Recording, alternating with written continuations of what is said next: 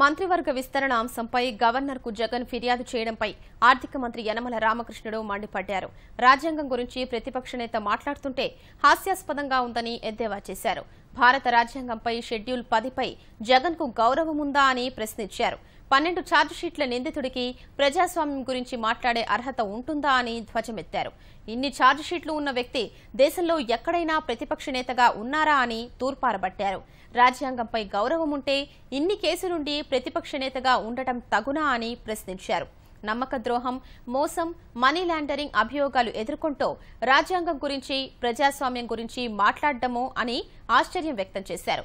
కేసులు, ఛార్జిషీట్ల నేపథ్యంలో ప్రతిపక్ష నేతగా వైదొలిగి విలువల గురించి మాట్లాడితే బాగుంటుందని వ్యాఖ్యానించారు. అలా చేయకుండా మాట్లాడితే ప్రజాస్వామ్యాన్ని, రాజ్యాంగాన్ని అపహాస్యం చేయడమేనని యనమల విమర్శించారు.